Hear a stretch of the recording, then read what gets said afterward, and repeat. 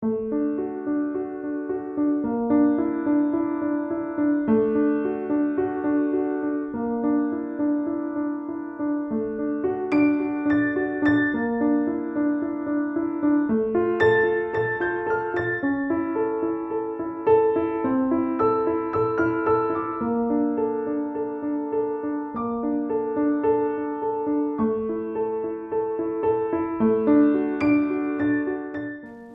was thinking today that it might be helpful for me to share some of my experience over the last 50 years of watching how psychotherapy has changed and my experience of that.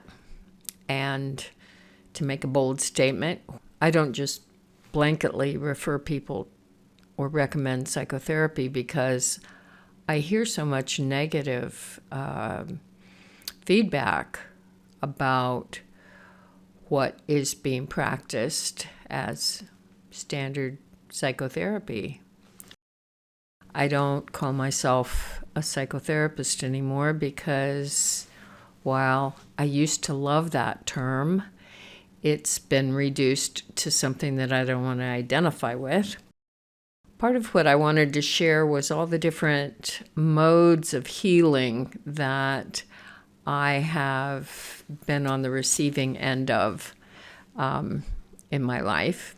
And I can report on the last 50 years because that's kind of when it all began.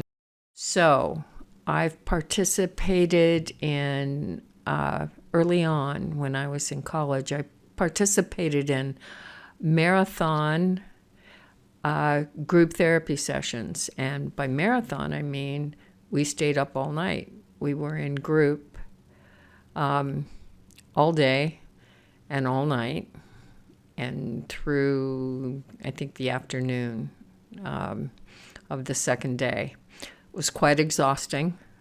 It was very effective in some ways. It was designed in that case to treat adolescent drug abuse. It was kind of modeled after the old Synanon program. And it was amazing work. Not perfect, nothing is, but pretty amazing and effective. I have gone through intensive and then follow-up primal therapy work, which involved 3 weeks of one-on-one, 5 days a week, individual therapy with a primal therapist, and then in addition to that, 1 or 2 groups a week. And that the initial 3 weeks was in social isolation. So I was only interacting in any significant way with my therapist and with the groups that I attended. I was staying in a hotel room and had no distractions. I had my journal, and I could go for as many walks as I wanted. And I ate alone in restaurants, which was a new experience for me. Again, it was quite effective in many ways, many, many ways. I pretty much reclaimed my childhood experiences in about 3 weeks and then processed more. It had, and I think they're still practicing it, but it may have changed a lot. It had its drawbacks and its limitations, and I think some people got re-traumatized as a result. I didn't feel like I did. Quite beneficial, also quite limited. Then I have spent lots of hours as a client in traditional talk therapy. Some of that was very helpful and effective, and then I felt like there were limitations to that as well. Well, it put in a lot of pieces for me, and I had some healing relationships with psychotherapists that was beneficial. I've participated in pastoral counseling with two different pastors who were also supervisors for me of my clinical practice. I had 6 months of pharmaceutical treatment. I took a low dose of Prozac at one point in my life for about 6 months. As a quick tool, it was helpful. As a long-term strategy, I think it would have been horrible. Lots of people now are on long-term pharmaceutical interventions, and I'll talk more about that later. I have participated in a number of wilderness vision quest experiences, several solos for 3 days and 3 nights, fasting, in a good-sized group for 12 days out in the wilderness. Quite transformative, wonderful work, connective work in many, many ways. I think I got a lot out of it because of the background that I already had from having done lots of more traditional psychotherapy. I participated as a consumer in couples therapy. Mostly it got things clear that I wasn't going to be able to manage going on with the relationship I was in, but helpful in moving me along. I've participated in Al-Anon as an adult child of an alcoholic, and probably went to Al-Anon meetings pretty regularly for about a year, maybe a year and a half. Never formally worked all the 12 steps, but became very familiar with them and the wisdom and power of the 12-step programs. I've also gone to various trainings that have been helpful. Family therapy, sculpting, where people play different roles in your family system. And all of those were really good. Helped me see some things. Plus an ongoing just personal practices of journaling has been a huge one. And then morning practice of reflection, and a lot of time spent with my husband and partner Tim in the mornings, pursuing spiritual experience and understanding and healing. And that's been transformative as well. Maybe more than I realize. It's scary to kind of dip into that place where the ego is not in control and something much greater is helping.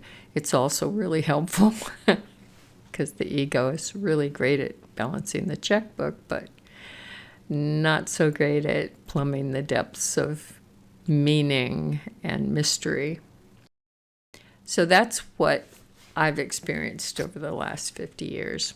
And all of it's been helpful, and all of it, I would say, has had limitations at various points in my life. Now, psychotherapy has pretty much been reduced to 2 things. Pharmaceutical interventions with either antidepressants or anti-anxiety medications, which tend to numb people out.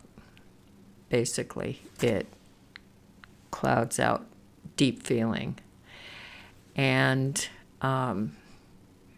that and short-term cognitive behavioral therapy, which is focused on, in a powerful way and in a good way, on looking at one's narratives and thoughts, and seeing how they give rise those chronic, intractable, unquestioned beliefs about oneself, and how they keep people stuck.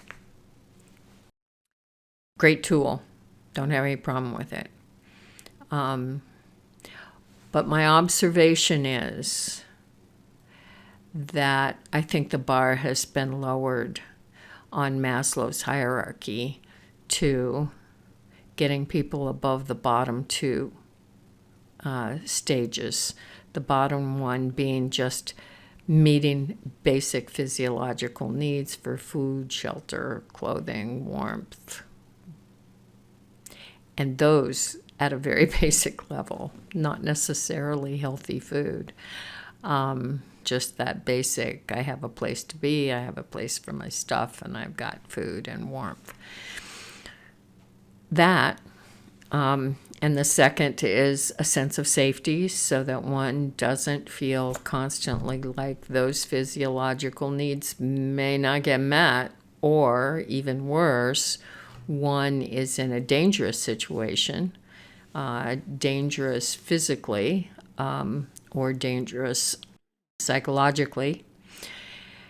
So those are the very basic needs that Maslow points at. And I think most psychotherapy is aimed at getting people functional enough so that those things are in place. It makes them employable. It makes them taxpayers. It makes them consumers. Maybe it pushes people up into the third level of belonging, makes it possible for them to seek belonging because they're not constantly just in a kind of chaotic life where they don't know that they'll be able to physically survive. That seems like a pretty low bar for counseling. And all those other things that I mentioned that have been part of my own path, they're all available, but they're not talked about or seen or celebrated. But those are the things that push people up into, or allow people to move up into higher levels where they start to feel really good about themselves and feel deep meaning, and then even more than that, start to expand into what they possibly can be as human beings. I'm frustrated that we don't have a higher bar anymore for the psychological, emotional, spiritual healing arts as a culture. It's not, the bar has been set really low. And it includes, actually, to me, in my experience, addressing things at a pharmaceutical level actually prevents people from reaching into those greater, more profound, deeper levels of the human experience. And so I don't identify with being a psychotherapist anymore. I don't like the model. I don't like the medical model, the assumptions that go with that. I think most stuff that's being medicated, again, there are always exceptions, but I think most stuff that is being medicated could be resolved with changing one's lifestyle, with diet, eliminating toxins from the diet, having good, clean air and water and exercise and sunshine, and sufficient nutrients that are largely absent in food. So I think the pharmaceuticals are a bad Band-Aid and need to be used very judiciously for short periods of time if they're going to be helpful tools.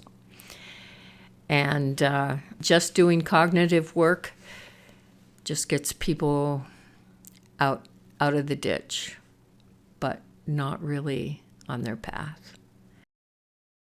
All right. I hope that was interesting and helpful and thought-provoking and helps you on your way.